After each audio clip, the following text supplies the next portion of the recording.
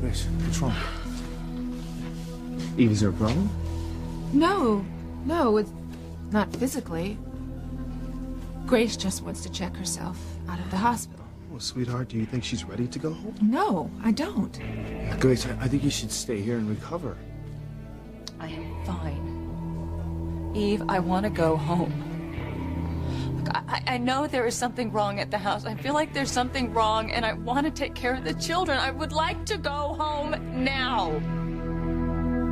But Grace, you don't look strong enough to go home yet. I said I feel fine, and I know there is something wrong there. But Grace, if there was something wrong, the kids would have called and told us. Look, I know what I feel, and I know my children need me, so I want to go home. Grace, please don't go getting yourself upset. Well, then just let me go.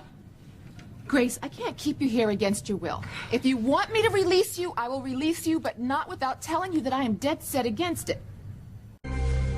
Grace, you have to calm down. Not until you let me out of here. Grace, listen, I'll take you home as soon as Eve says it's okay. I need to go home now. All right. All right. I will have the nurse come in and we'll start the discharge procedure. But I'm not going to release you until I've given you a thorough examination. Fine, just make it fast. Sam, would you give me a few minutes, please? Sure. Listen, sweetheart, I'm going to be right outside. As soon as Eve finishes her exam, I'm going to take you home, okay?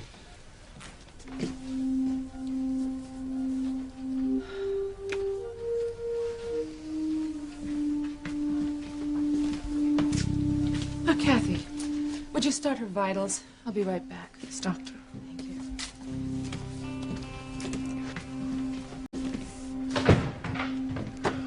What have I done to my wife? To our life together? Sam, you were only trying to protect her. Sam, Grace loves you, and as soon as a little time has gone by, your relationship's going to be as strong as it ever was. I hope you're right. I mean, she's right to blame me. I mean, this is all my fault. I mean, I should have told Grace the truth a long time ago, but I was just trying to avoid hurting her, you know? Sam, once she gets over the pain of losing the baby, she'll realize it. All right? Yeah, I hope to God you're right.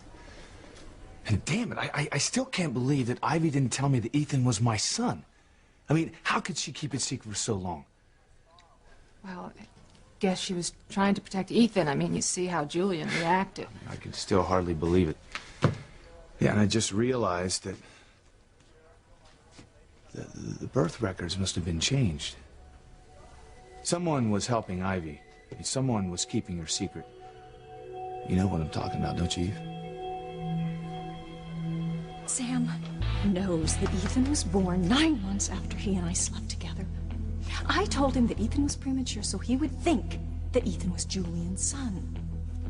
If he sees those birth records, he's going to know that Ethan was full term. Please, just change the records to show that Ethan was born prematurely. So you admit it. Ethan is Sam's son.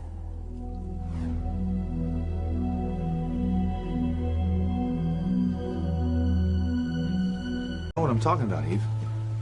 The hospital records you read me. It was you that told me that Ethan was born premature, that he couldn't be my son. I did... Well, someone here at the hospital must have helped Ivy by changing those birth records. I mean, they did whatever they had to do to help her keep her secret. She couldn't have done it alone. Well, could that have happened? I thought those records were locked away, protected. Yeah.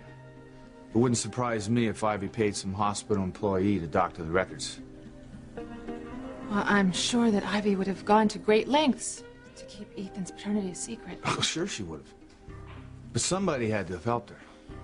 And I know most everybody here in Harmony. I sure hope it wasn't somebody I consider a friend. Well, I don't think a friend could do that to you, Sam. Well, I'd hate to hear that someone that Grace and I think of as a friend would betray us by not telling us the truth about Ethan.